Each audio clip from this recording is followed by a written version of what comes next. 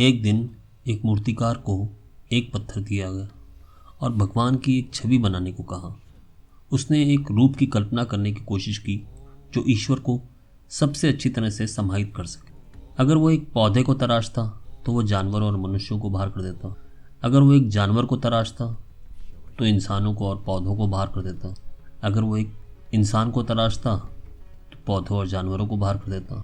यदि वो नर को तराशता तो वो मादा को बाहर कर देता। यदि वो मादा को तराशता तो वो सभी पुरुषों को बाहर कर देता। उसका मानना था कि भगवान सभी रूपों का एक विशाल स्वरूप है और इस स्वरूप को बनाने का एकमात्र तरीका है कि उस पत्थर को वो ऐसे ही छोड़ दे।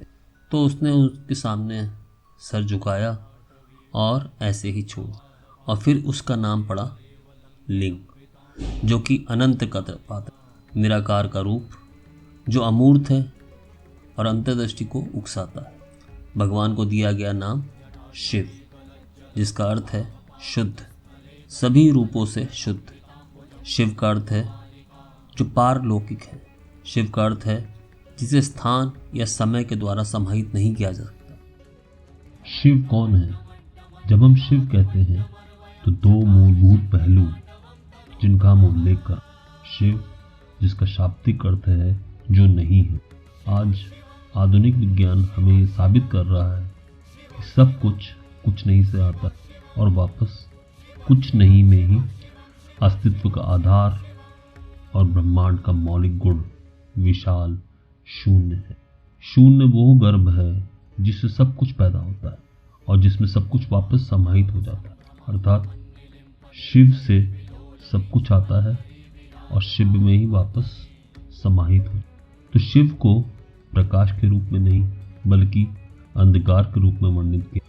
केवल एक ऐसी चीज जो हमेशा रहती है वो है अंधकार। प्रकाश इस अर्थ में एक सीमित घटना है।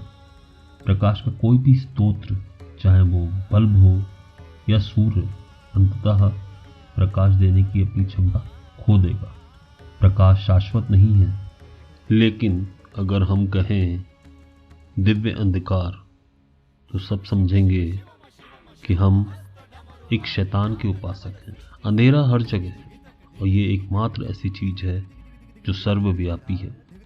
और अगर हम दूसरे पहलू की बात करें तो एक निश्चित योगी या आदि योगी या प्रथम योगी की बात करें, यानी कि शिव हमारे आदि गुरु, हमारे पहले गुरु, जो आज हम जिस योग विज्ञान के रूप में उसका आधार। योग का मतलब सिर के बल खड़े होना ही नहीं या सांस रोक कर रखना ही नहीं।